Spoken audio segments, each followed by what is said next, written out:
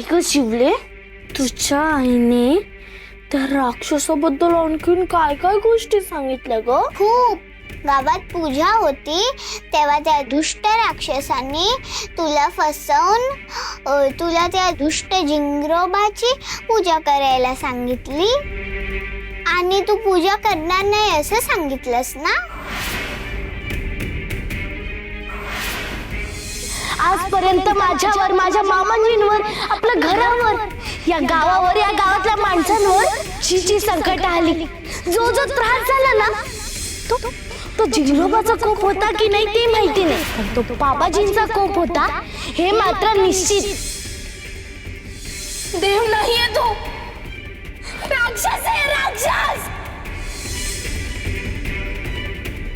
आई म्हणती तू दुर्गा देवी सारखी त्या राक्षस बाबाजीचा वध करणार. नाही, खोट आहे हे. गप्प बसायचं हो, तो उलट होणार आहे. बाबाजी सकुला धरून चालणार आहेत.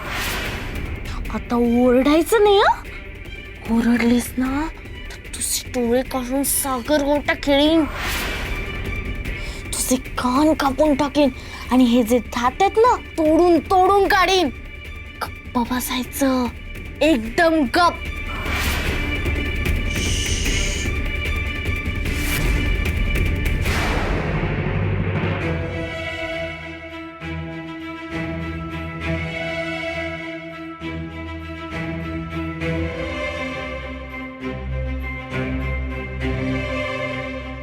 या दोघी आपसूक गप का झाल्या?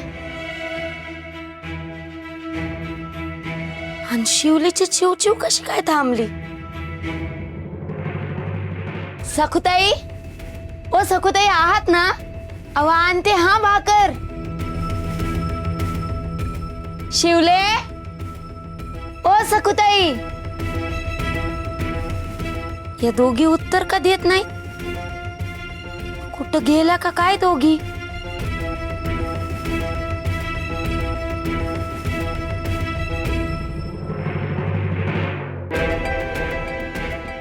अगं बाई, ह्या दोघी कुठं गेल्या? शिवले, सखुताई, दोघी बाहेर जाऊन बसल्या का काय? शिवले, सखुताई, शिवले.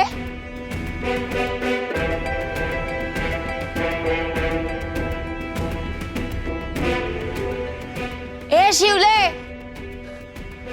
अब सखुताई.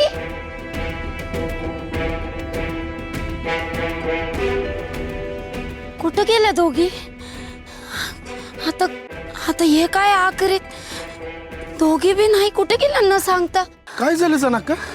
अहो एवढे घाबरले कसे पाय? सकुताई आल्या होत्या, लई रडत होत्या बघा. अहो घरातून पळून आल्यात असं सांगत होत्या. काय? त्यांच्या पोटात अन्नाचा एक कण बी नव्हता. अहो मी त्यांच्यासाठी भाकर करायला गेले आतमध्ये आणि माझी लहानगी शिवली आणि त्या बाहेर गप्पा मारीत बसल्या होत्या. मी बाहेर येऊन बघितलं तर दोघी बी नाहीशा झाल्या होत्या. आणि आता अंगणात येऊन बघते तर इथं बी त्यांचा पत्त्या नाही. अहो माझं जरा ऐकून तरी घ्या ना, एकदा शांतपणे ऐकून घ्या. मी विठुरायाची आणि तुमची शपथ घेऊन सांगते की मी खरं तेच सांगते हो, मी खोटं नाही बोलत आहे. बरं बोल. अहो मी तुम्हाला म्हटलं ना, विठुरायाने मला दृष्टांत दिला, त्यात त्यांनी मला आरसा दाखवला आणि तोच आरसा मला संदुकीत प्रत्यक्षात मिळाला हो. आणि तुम्हाला ठाऊक आहे ना, जेव्हा ती खोटी सखू आसपास असते तेव्हा मला धाप लागते म्हणून. अहो अगदी तसंच झालं. मग मला समजलं की ती खोटी सखू आली, म्हणून मी तिला शोधायला म्हणून बाहेर गेले तर सासूबाईंच्या खोलीत ती खरंच होती. सासूबाईंची बोलत होती हो. आणि मी आरशातून बघितलं तर ती खोटी सखू नाही, ते बाबाजी होते. अहो हेच सत्य आपल्याला समजण्यासाठी विठुरायाने आपल्याला हा आरसा दिलाय. अहो माझा संशय खरं ठरला. बाबाजीच माझं खोटं रूप घेऊन सगळं वाईट काम करत होते, पण आळ मात्र माझ्यावरच होता. मग लोकांची फसगत तर होणारच ना. अहो, मी खोट्या सखूचा पाठलाग करत गावापर्यंत गेले, पण ती मध्येच नाहीशी झाली हो. सखूच्या बोलण्यात खरेपण आहे आणि ती सांगतेय ते शक्य आहे.